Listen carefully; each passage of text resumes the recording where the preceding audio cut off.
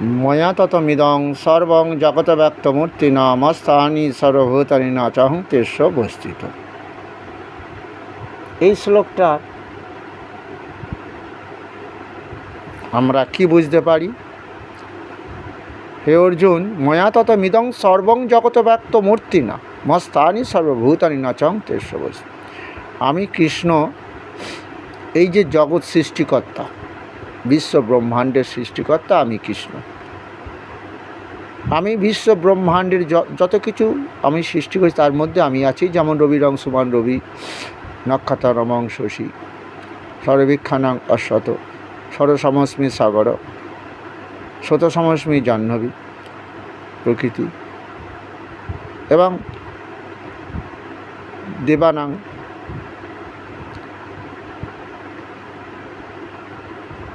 ব্যাস, মহর্ষিনাং ভিগুরহং মুনিনাপহং ব্যাস। যা কিছু দেখবে সবই আমারই সৃষ্টি। তাই সমস্ত বস্তুর মধ্যেও রয়েছে, আবার প্রত্যেক জীবের মধ্যে সর্বস্ব চাহং হৃদি, জীবন বা আত্মারূপে রয়েছে। কিন্তু ময়া তত মিদং সর্বং জগত ব্যক্ত মূর্তি না, জগতের যত মূর্তি দেখছো সবই তো আমারই সৃষ্টি, তাদের মধ্যে আমি রয়েছি। আমি সৃষ্টিকর্তা যেহেতু, তাহলে আমিও গুণ সব। কিন্তু আমার সৃষ্টি জীব, যে শ্রেষ্ঠ জীব মানুষ, তারা কিন্তু আমার মধ্যে নেই, আমি তাদের মধ্যে আছি। মানে আমার সৃষ্টি আত্মা আছে, কিন্তু তাদের মধ্যে আমি যে পরমাত্মা, আত্মা পরমাত্মা, পরমাত্মা আমার সৃষ্টি আত্মা, পরমাত্মা আমি, অর্থাৎ সমস্ত জীবের মধ্যে যে পরমাত্মা রূপে থাকতে চাই, তাদের চেতনা দিতে চাই আমি, যে তুমি বললে আমি যুদ্ধ করতে পারবো না, আমি কত বীর মারলাম, এই যে কথাগুলো, এগুলো তো মায়ার কথা, সবই তো আমি করাচ্ছি। তুমি যুদ্ধ করবে না, আমি করাচ্ছি। তোমার হৃদয়ে রয়েছে আমি যদি, তাহলে এই দেহটা আমার সৃষ্টি শুধু নয়, আমি পরিচালনা করছি। সেখানে আমি বলে অহংকারটা যদি না ত্যাগ করতে পারো, তাহলে তো আমি তোমার কি করে হব?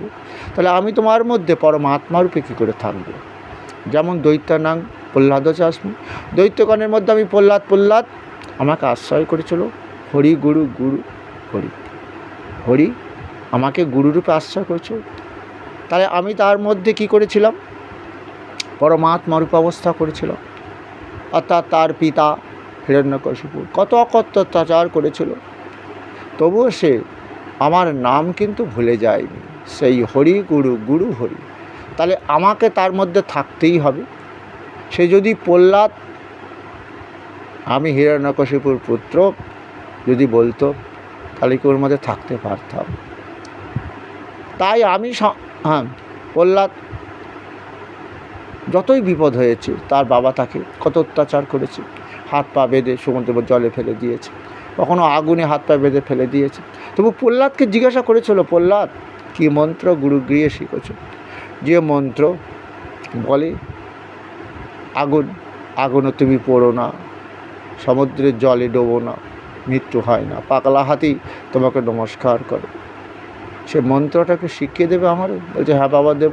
হরি গুরু গুরু হরি, তোমার আমার এই জগতের সবাইয়ের গুরু সেই হরি।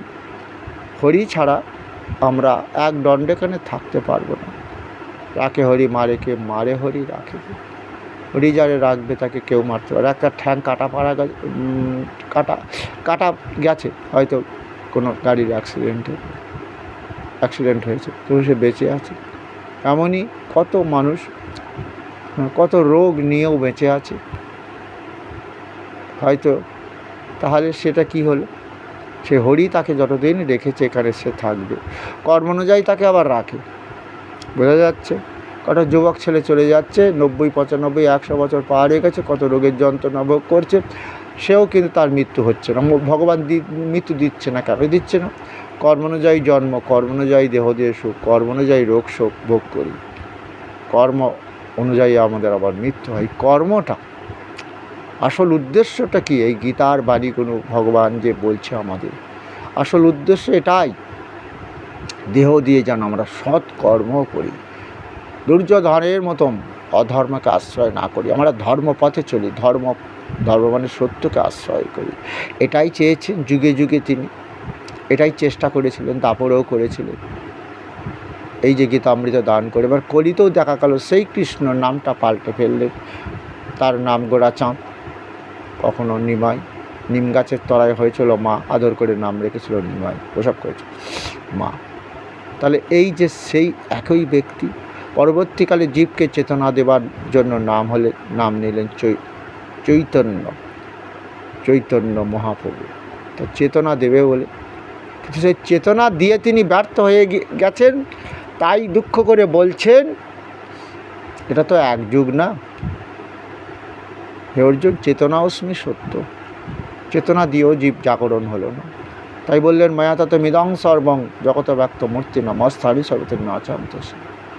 আমার সৃষ্টি আত্মা সমস্ত জীবের মধ্যে আছে, কিন্তু আমি তাদের মধ্যে একটু থাকতে চাই। বাবা মা সন্তানের মধ্যেই তো থাকতে চাই।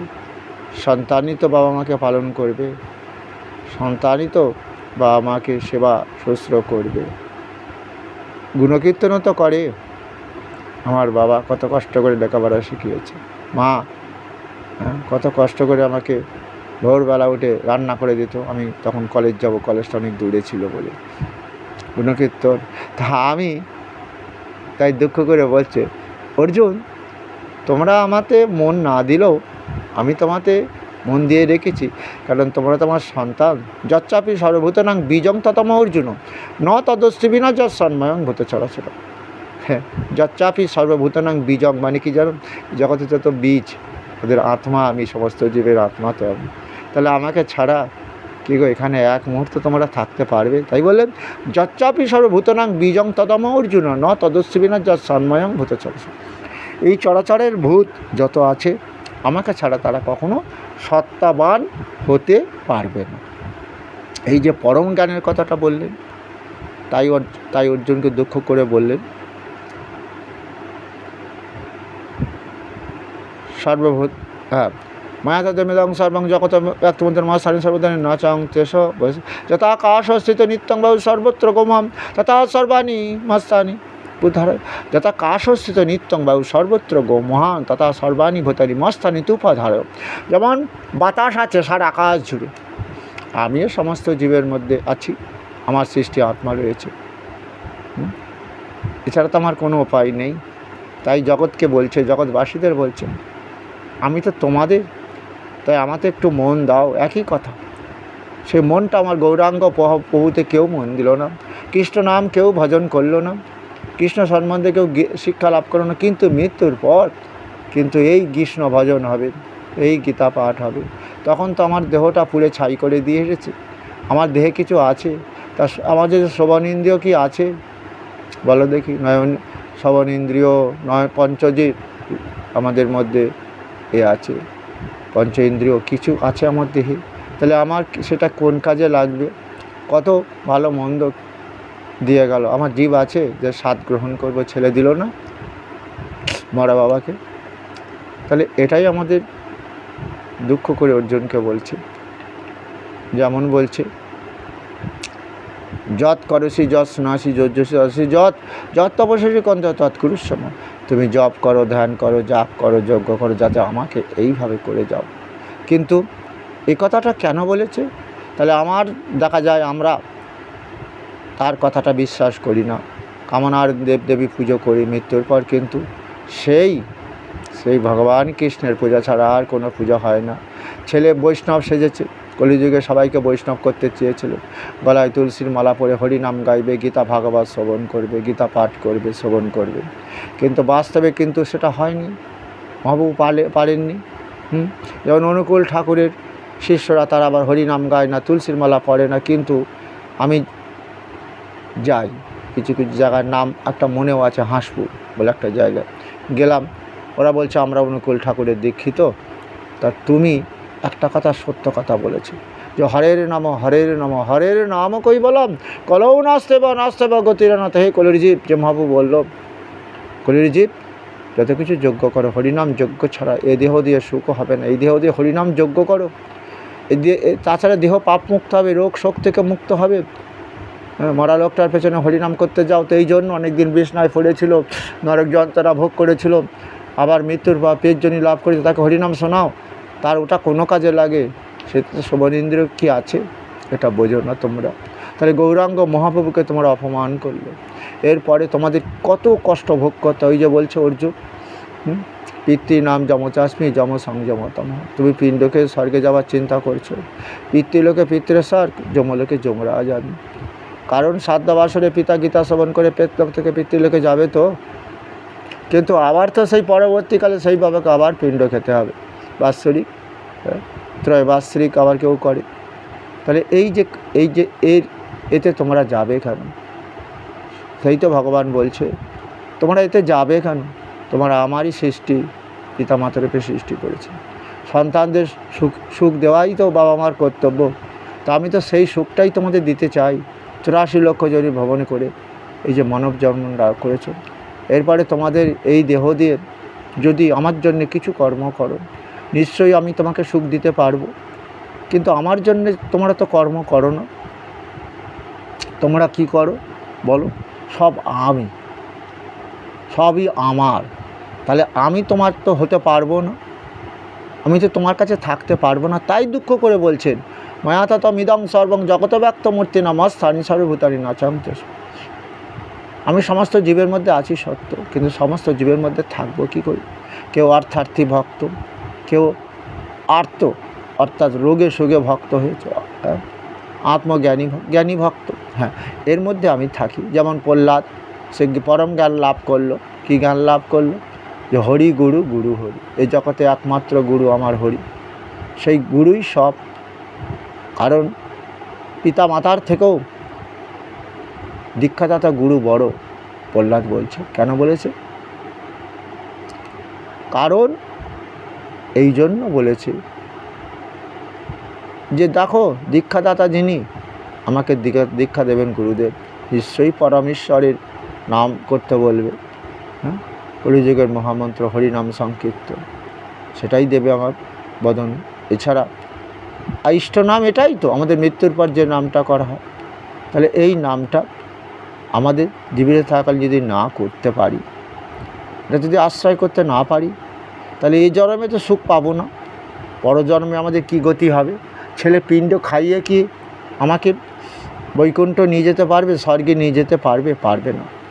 কারণ ওই যে ভগবান বলছে, না দত্তে কষ্টচিৎ পাপং ন চৈব সুকৃতিং বিভু অজ্ঞান আবৃতং জ্ঞানং তেন মজ্জন্তি যন্ত্র। অজ্ঞানতা করে আশ্রয় করে যদি তোমরা কোনো পাপ কর্ম করো, করি আমরা অনেক পাপ কর্ম করি, তাহলে সেই তার পাপের ফল ভোগ করতে হবে। আর এই পাপ ফল থেকে তোমরা মুক্ত হবে। আমার গীতা অমৃত শ্রবণ করো, এই শ্রবণ করতে করতে দেখবে তোমার হয়তো নয়ন দিয়ে জলও এসে যাবে। তাহলে তো আমি অজ্ঞানতাকে আশ্রয় করে অনেক পাপ করেছি। আমার বাড়িতে একটা কুকুর শুয়ে থাকতো, আমি তো কোনো দিন তাকে এক মুঠো খেতেও দেইনি, চিন্তা করিনি তার জন্যে। কত পাখি পক্ষু আসতো, কাক আসতো, আমি তাকে এক মুঠো অন্ন দেইনি। কিন্তু যে ভগবান বললেন, বিদ্যা বিনয় সম্পন্ন ব্রাহ্মণী গভী হস্তিনী শুনিচৈব সপাকে চ পণ্ডিতা সমদর্শিন। হে অর্জুন, বিদ্বান ব্রাহ্মণ চণ্ডালকে যে সমান চোখে দেখবে এবং গাভী হস্তি কুকুরকে যে সমানভাবে দেখবে, গাভী কেড়ে কেড়ে দুধ দেবে, ভালো মন্দ খাবে, কিন্তু কুকুরকে তোমরা তো কেউ খেতে দাও না। কিন্তু নির্দোষঙ্গী সমং ব্রহ্মম তস্মাৎ ব্রহ্মণীতে স্থিত। আমি যে নির্দোষ, আমি তো ব্রহ্মরূপে ওই ব্রাহ্মণের মধ্যে আছি, চণ্ডালের মধ্যে আছি, আবার কুকুরটার মধ্যেও আছি, গাভীর মধ্যেও আছি। তাহলে ইহলোকে তারাই সুখ লাভ করবে। ইহৈব তর্জিত স্বর্গ যেসাং স্থিতং মনম। তাহলে কি ইহলোকে তারাই স্বর্গ সুখ লাভ করবে। ব্রাহ্মণ চণ্ডাল গাভী হস্তি কুকুরের প্রতি যার মন সমভাব। তাহলে এই যে আমি পড়ছি, তখন আমার মনে হচ্ছে, কি মনে হচ্ছে? যে তাই তো গীতা পড়ে জানতে পারলাম, ভগবান বলছেন যজ্ঞবিহীন মানুষ এখানে বৃথায় জীবনযাপন করে।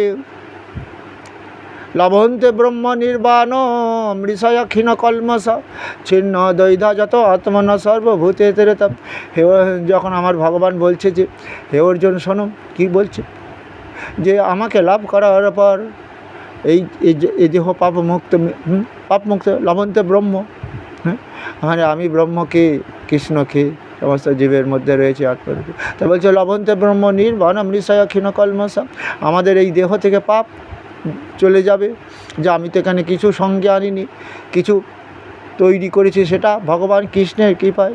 কারণ তিনি আমার দেহের মধ্যে আত্মারূপে রয়েছেন, আবার আমাকে স্মৃতিশক্তি জ্ঞান দান করছেন। ওই যে সর্বস্ব চাহং হৃদি সন্নিবিষ্ট মত্ত স্মৃতিজ্ঞানমপহঞ্চ বেদৈস্য সর্বরহমেব বেদ্য বেদান্ত ক্রিয়া বেদে বিদেবচাহম। সেই আমার পরম ঈশ্বর আমার স্মৃতিশক্তি জ্ঞান দিচ্ছে। হ্যাঁ, তাহলে তো সেই আমার পিতা মাতারূপে সৃষ্টিকর্তা, তাহলে তো তিনিই সব। এই যে কথাটা কত বড় জ্ঞানের কথা। যখন গীতা পড়ছি, জানছি, তখন যে আমাদের মনের মধ্যে অনুশোচনা আরম্ভ হয়েছে, তাহলে আজই আমি সেই প্রভুর চরণ আশ্রয় নেব। চরণ ধরিতে দিও গো আমারে, প্রভু নিও না যেন সরয়। আর আমি যে কিছু চাহিনে, চরণ তলে বসে থাকিব। আর কিছু চাই না। হ্যাঁ, এই গীতা জ্ঞান আশ্রয় করে জানতে পারলাম এই যে সংসার এটা অনিত্য, এখানে সুখ পাওয়া খুব কঠিন। তবুও আমাদের এটা তৈরি হতে হবে। গীতা বলে যা কী জানলাম, সমদুঃখ সুখ সস্তা সমলোষ্ট চ কাঞ্চন তুল্য প্রিয়া প্রিয় ধীরস্তল্য নিন্দা আত্মার সংস্থতি। আমরা সেই ভগবানের ভক্ত হতে পারবো যদি সুখ দুঃখকে সমানভাবে গ্রহণ করতে পারি। পাথর আর সোনাকে সমান চোখে দেখি, কে নিন্দা করছে কে গুণগান করছে তাতে যেন কান না দিই। কারণ এটা মনে রাখতে হবে, যে গুণকীর্তন করছে আবার সে স্বার্থপর হলে হয়তো সে আমার নিন্দা করবে।